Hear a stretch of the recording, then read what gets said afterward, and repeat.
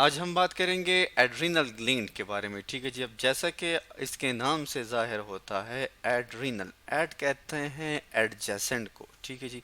हम यहाँ लिख लेते हैं दैट इज एडजेसेंट। ये एडजेसेंट होता है, करीब पाया जाता है। और रीनल किसे कहते हैं? किडनी को। ठीक है जी। तो ये हमारे पास वो एपिथेलियल सेल्स हैं, वो ग्लैंड्स हैं, वो एपिथेलियल सेल्स हैं जो कि किडनी के पास पाए जाते हैं। ठीक है। आप अपनी स्क्रीन पे एक डायग्राम देख सकते हैं। ये जी हमारे पास क्या है? That is kidney. ये हमारे पास क्या है? किडनी है। ठीक है जी। और ये जो है हमारे पास जो कि दोनों किडनीज पे पाए जाते हैं, these are basically adrenal gland. ठीक है जी। हम यहाँ लिख लेते हैं दैट इज एड्रीनल ग्लैंड। ठीक है जी। अब एड्रीनल ग्लैंड हमारे पास किडनी के पास पाए जाते हैं। और इससे कौन कौन से हार्मोन्स जो हैं वो रिलीज होते हैं, कौन कौन से केमिकल्स हमारे पास, इस केमिकल मैसेंजर्स जो हैं हमारे पास, वो इस ग्लैंड से रिलीज होते हैं। तो अगर हम क्रॉस सेक्शनल एरिया देखें किस चीज़ का? एड्रिनल ग्लैंड का, तो उससे हमें पता चलता है कि इसके दो पार्ट्स होते हैं। ठीक है जी। ये आप देख सकते हैं अपनी स्क्रीन पे, हमारे पास क्रॉस सेक्शनल एरिया आ गया किस चीज़ का? एड्रिनल ग्लैंड का। एक जो है हमारे पास, ठीक है जी, ये जो आपको बाहर की तरफ जो नज़र आ रहा है, ये होता है इसका कॉर्टेक्स। ठीक है जी। इसको हम क्या कहते हैं? कॉर्टेक्स। कॉर्टेक्स का मतलब क्या है? जो बाहर का हिस्सा होता है। ठीक है जी। और ये एड्रिनल ग्लैंड का हिस्सा है, तो हम इसे कहते हैं एड्रिनल कॉर्टेक्स भी हम इसे कहते हैं। ठीक है जी।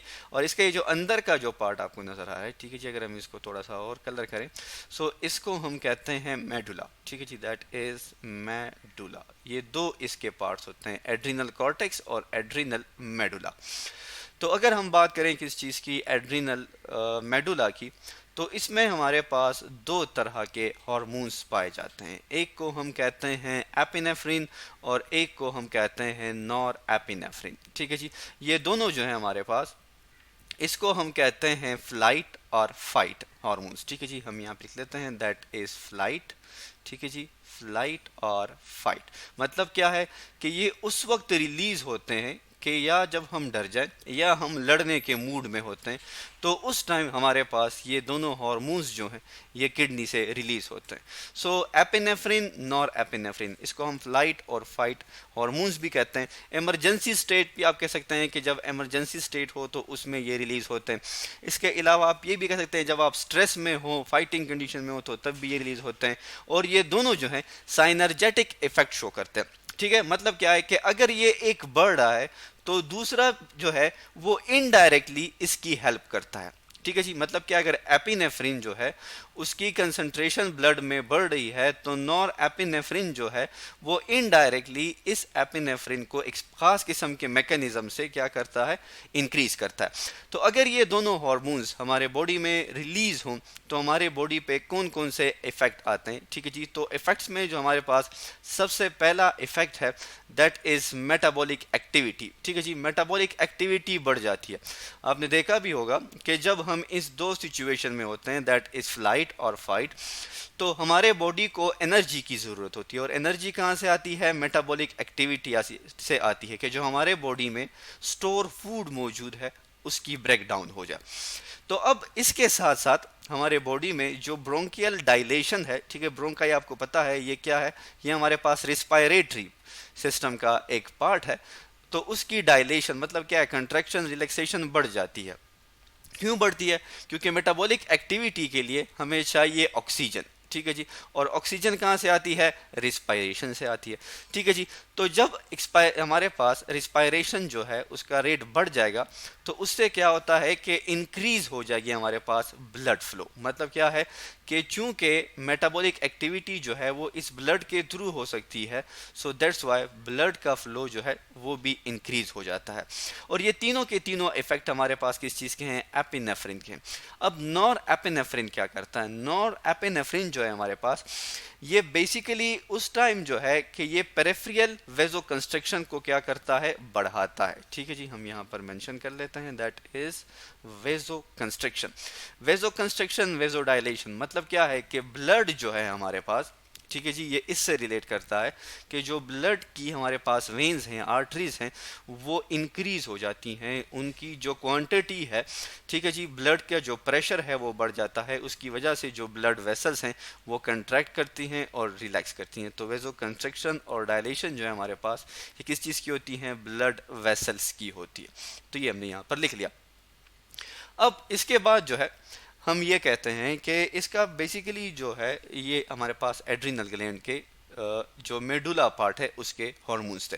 इसके बाद अगर हम बात करें किस चीज़ की, हमारे पास जो कॉर्टेक रीजन है वहाँ से दो हार्मोन रिलीज होते हैं, ठीक है जी। एक को हम कहते हैं ग्लूकोकॉर्टिकॉइड, ठीक है जी, आप देख सकते हैं अपनी स्क्रीन पे। एक हमारे पास क्या है, दैट इज ग्लूकोकॉर्टिकॉइड, ठीक है। ग्लूकोकॉर्टिकॉइड जैसे कि इसके नाम से जाहिर है, ये क्या करता है, ये जी हमारे बॉडी में, हमारे ब्लड में कंट्रोल करता है किस चीज़ को? ग्लूकोज को, ठीक है जी। हम यहाँ लिख लेते हैं दैट इज ग्लूकोज। ये ग्लूकोज को क्या करता है? उसकी कंसंट्रेशन को हमारे बॉडी में कंट्रोल करता है। इसी तरह इस कॉर्टेक्स से हमारे पास एक दूसरा हार्मोन भी रिलीज होता है जिसको हम कहते हैं मिनरालो, ठीक है जी, दैट इज मिनरालो कॉर्टिकॉइड, ठीक है जी, मिनरालो, इसको हम ऐसे भी लिखते हैं कॉर्टिकॉइड। अब मिनरालो कॉर्टिकॉइड जो है हमारे पास, इसका क्या फंक्शन है? जैसे कि इसके नाम से जाहिर है कि ये हमारे बॉडी में, हमारे ब्लड में मिनरल्स को कंट्रोल करता है, ठीक है जी, दैट इज मिनरल्स। हम यहाँ लिख लेते हैं दैट इज मिनरल्स। तो ये क्या करता है? मिनरल्स को कंट्रोल करता है हमारी बॉडी में। अब ग्लूकोकॉर्टिकॉइड की हमारे पास एग्जांपल क्या है? That is cortisol. और मिनरलोकॉर्टिकॉइड या कोर्टिकोकाइड की एग्जांपल हमारे पास क्या है? एल्डोस्टेरोन। एल्डोस्टेरोन क्या है? ये भी हार्मोन है। और ग्लूकोकॉर्टिकॉइड में जो कॉर्टिसोल है, या उसको हम कॉर्टिसोन भी कहते हैं, ये हमारे पास क्या है? हार्मोन्स हैं जो कि इसके कॉर्टेक्स से रिलीज होते हैं। लेकिन जनरली हम इसको ग्लूकोकॉर्टिकॉइड और मिनरलोकॉर्टिकॉइड इसके फंक्शन के बेस पे नाम देते हैं। तो अब सवाल ये पैदा होता है कि अगर हमारी बॉडी में इन हार्मोन्स की कंसंट्रेशन जो है वो बढ़ जाए या कम हो जाए तो हमारी बॉडी में कौन कौन सी डिजीज़ हो सकती हैं। अगर हम बात करें किस चीज़ की, अगर हम बात करें कॉर्टिसोल्स हार्मोन्स की, तो कॉर्टिसोल्स जो हैं वो हमारी बॉडी में दो तरह की डिजीज कॉज कर सकती हैं, ठीक है जी। एक को हम कहते हैं that is known as Addison disease, ठीक है जी, इसको हम ठीक कर लेते हैं, दैट इज एडिसन। एक हमारे पास क्या है? एडिसन डिजीज है। एडिसन डिजीज जो है ये उस कंडीशन में हमारे पास है जब हमारे पास क्या हो? लो कंसंट्रेशन हो किस चीज़ की? कॉर्टिसोल की। हम यहाँ पे लिख लेते हैं that is in the case of low concentration, मतलब क्या है? जब कम मिकदार में हमारे पास क्या रिलीज हो? कॉर्टिसोल रिलीज हो। लिख लेते हैं दैट इज कॉर्टिसोल। अब इसमें होता क्या है? कॉर्टिसोल जनरली जो है ये स्ट्रेस के लिए रिलीज होता है, तो ये बंदा जो है ये स्ट्रेस को फेस नहीं कर सकता, जिसकी वजह से इसकी मेटाबॉलिक डिस्टर्बेंस भी हो जाती है, ठीक है, जैसे हमने ऊपर बताया, और वीकनेस हो जाती है इसकी मसल्स की। और इसके अलावा जो है स्ट्रेस की वजह से कभी कभी हो सकता है कि उसकी डेथ भी हो सकती है। इसी तरह हमारे पास एक दूसरी डिसऑर्डर है जिसको हम कहते हैं कुशिंग डिजीज़। कुशिंग डिजीज़ जो है हमारे पास, ये जब हमारे पास हाई कंसंट्रेशन होती है किस चीज़ की? कॉर्टिसोल की या कॉर्टिसोन्स की, ठीक है जी, हम लिख लेते हैं यहाँ पे दैट इज कॉर्टिसोल।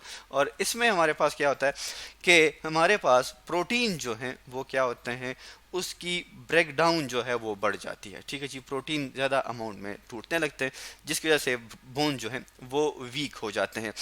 तो ये हमारे पास कॉर्टिसोल की वजह से है। और अगर हमारे पास ओवर सिक्रीशन हो जाए, ठीक है जी, किस चीज़ की? जिसको हम कहते हैं that is known as epinephrine और नॉर एपिनेफ्रिन की, तो वो हमारे पास कॉज करते हैं हाइपरटेंशन, ठीक है जी। आपको पता है हाइपरटेंशन जो है ये बीमारी है, और ये किसकी वजह से होती है? जब हमारे बॉडी में एपिनेफ्रिन जो है वो सिक्रीट बहुत ज़्यादा हो। और अगर इसकी सिक्रीशन कम हो जाए तो वो बंदा जो है वो स्ट्रेस कंडीशन में फ़ाइट नहीं कर सकता, वो अपने आप को संभाल नहीं सकता, और इस तरह उसकी बॉडी जो है वो इफ़ेक्ट हो सकती है। तो आज हमने पढ़ा एड्रिनल ग्लैंड के बारे में, और प्लस कौन कौन से हार्मोन्स इसके किस किस पार्ट से रिलीज़ होते हैं।